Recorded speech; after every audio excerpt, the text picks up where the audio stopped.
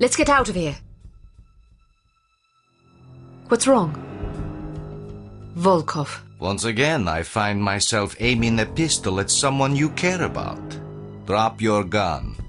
How do I know you won't shoot him? You don't. But you can be sure that I will shoot him, unless you do as I say. Don't listen to him, Archer. I realize you are American, and therefore feel entitled to speak your mind whenever you please. But you are also at gunpoint, and very likely to be shot if you don't shut up! Go to hell. What did you say? Nothing. I heard you. Tell me what you said. I thought you wanted me to shut up. Now you want me to talk? Make up your damn mind. You are testing my patience. Miss Archer, I suggest you drop your weapon before your obnoxious American friend forces me to silence him, once and for all. Don't do it. Get out of here now. Here. Give Tom. yourself up. Go. Go.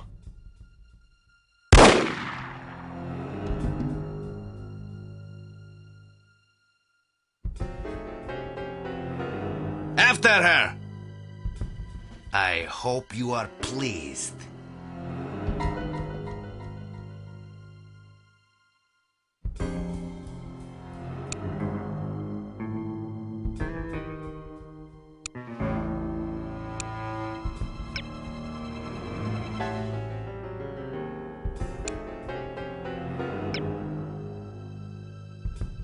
A bittersweet success, to be sure, but a success nonetheless.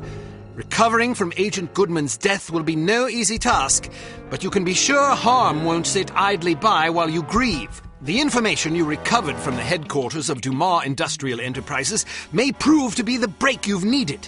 Report to the war room for a full briefing.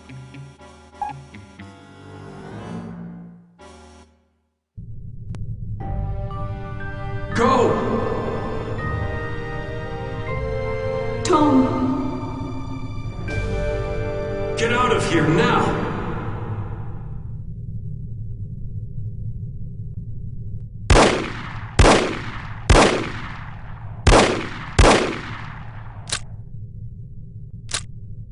Agent Kate Archer, please report to the war room. Thank you.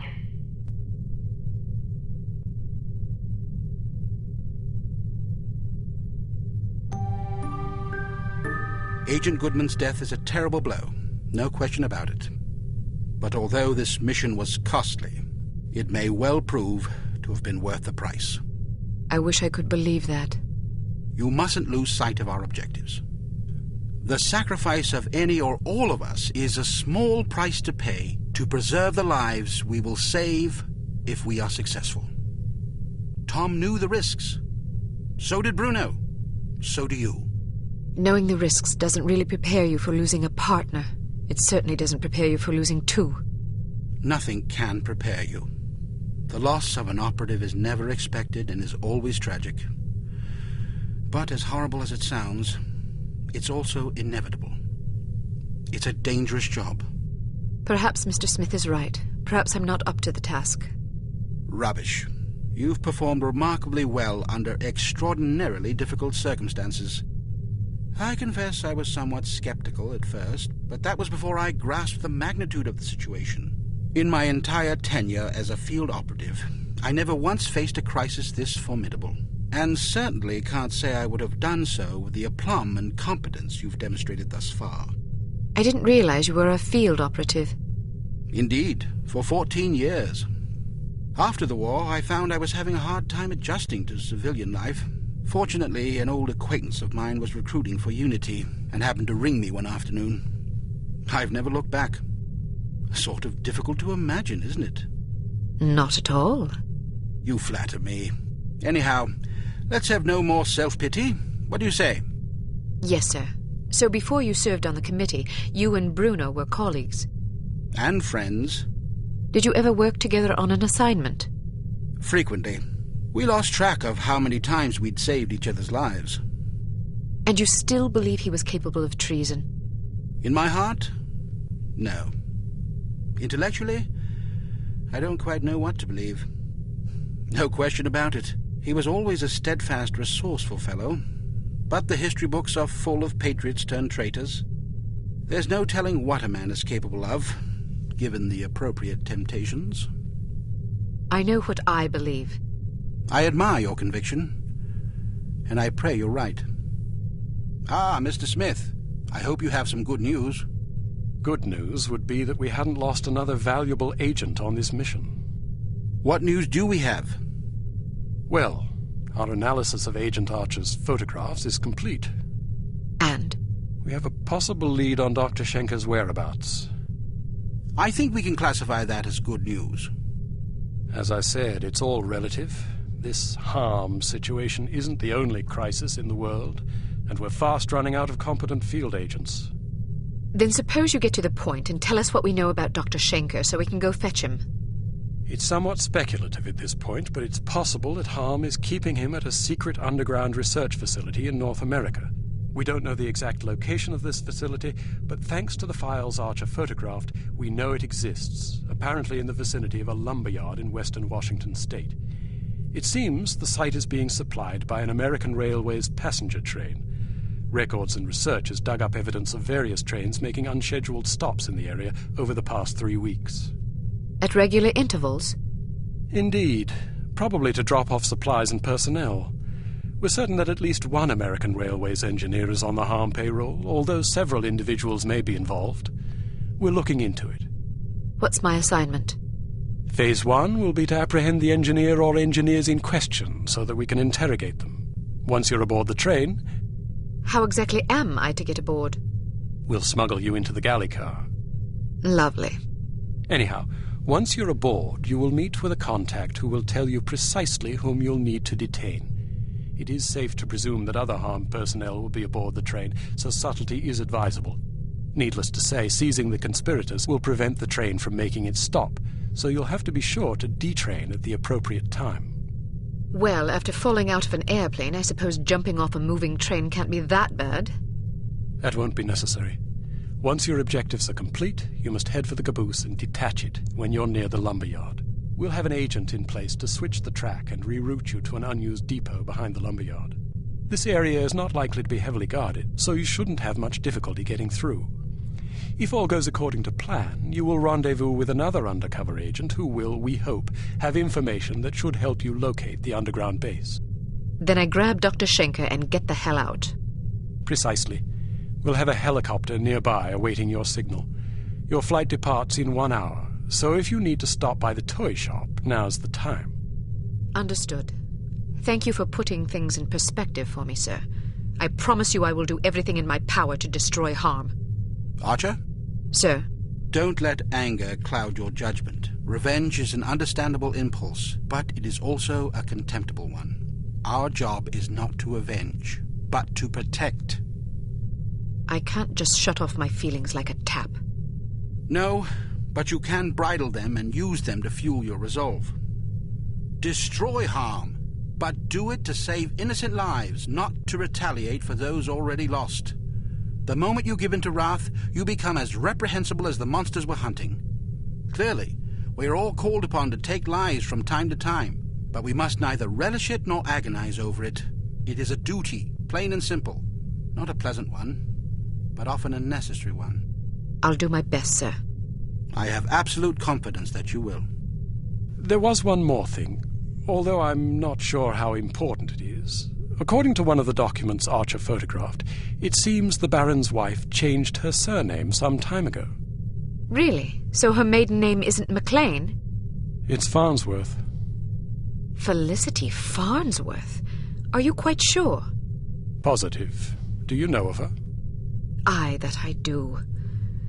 When she was 8 years old, her father, a wealthy banker, was involved in a nasty public scandal involving unmentionable acts with a 12-year-old boy. How dreadful. Mr. Farnsworth committed suicide shortly thereafter. Felicity and her mother, by all accounts a vapid socialite, were ruthlessly ostracized by their peers. Guilt by association, presumably. Furthermore, rather than inheriting the fortune she expected, Mrs. Farnsworth discovered that her late husband had left the family in inescapable debt. She went quite mad. Several days after being institutionalized, she hung herself. My word, that poor child. Felicity fell into the custody of an elderly aunt whose lifestyle was apparently rather more severe than she was accustomed to. About a year later, the aunt took a fatal tumble down the stairs. Foul play? No mention was ever made. What happened to the girl? She ended up with a foster family where she remained until she was 14. One night she went out her bedroom window and was never seen again. Or at least no one recognized her. Astonishing.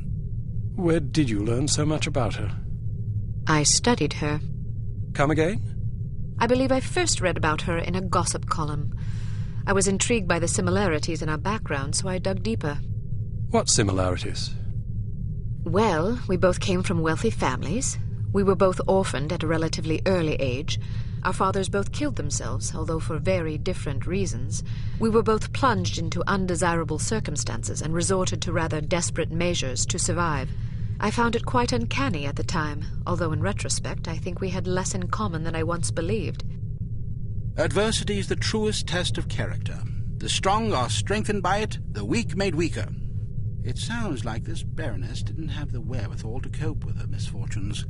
It's a common trend among terrorists and bullies that they imagine themselves persecuted by fate and therefore feel justified in harming others. You're frothing. Sorry, I get carried away. She's involved somehow. The Baroness? Upon what unimpeachable evidence are you basing that supposition? I just have a feeling. Ah, then the case is as good as closed. I don't expect you to believe me, but I'll count on you to say something smug if I'm right. It's virtually guaranteed. I'm not smug. Acerbic, perhaps, maybe even sardonic, but not smug. Okay, sure. Whatever you need to tell yourself. I have to agree with her, Smith. Don't either of you have work to do? Aye, sir. Off I go. Good luck.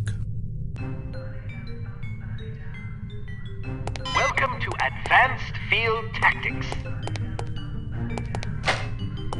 We've a new perfume for you. This one's a real scorcher. It's a concentrated acid gas with a jellied base to make it sticky. You definitely don't want to get it on you.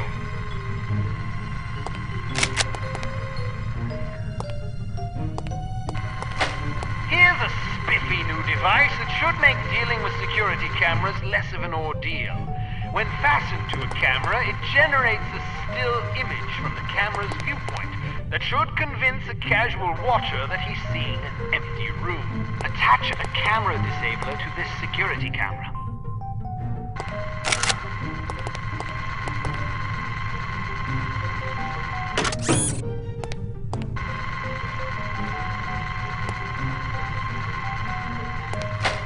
Excellent.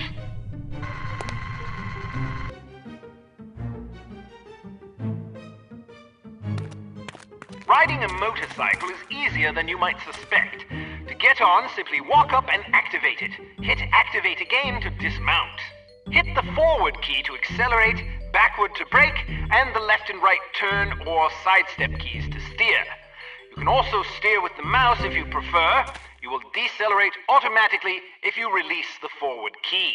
Traction will generally be better on harder surfaces.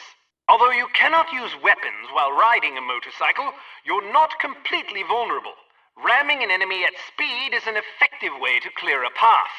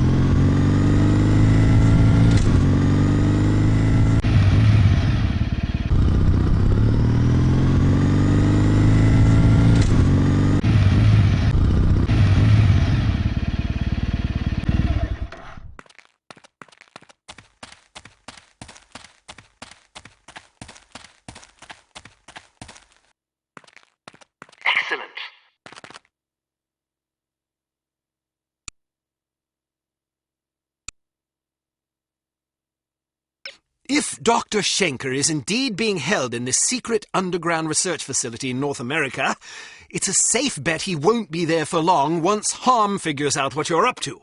The first step is to identify and detain the American Railways conspirator so that we can interrogate him.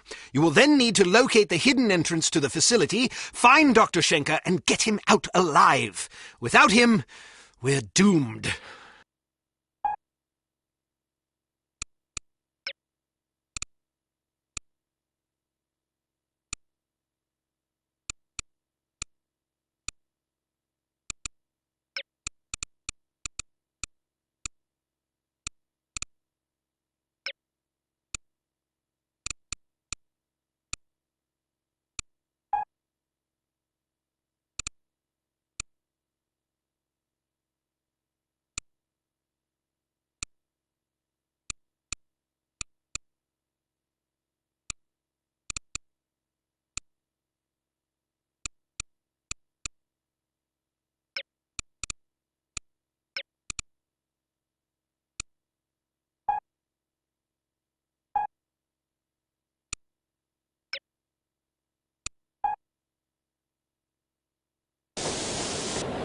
Have you seen anything suspicious? Like what? There's a spy aboard this train. Are you sure? I am. How do you know? I have my sources. That doesn't really answer my question. Let's just say I heard it from a little birdie that someone's been poking around, nosing for information about our obliging engineer friend. Oh. We don't want that information falling into the wrong hands, do we? Well, I haven't seen any spies. If you do, let me know. We don't tolerate spies. I'll keep an eye out. See that you do. Moron. Did you say something? What? I could have sworn I just heard you call me a Mormon. Why would I call you a Mormon? I have no idea. Do you have something against Mormons? No. Then why are we having this conversation? I don't know. See you later, then. Count on it.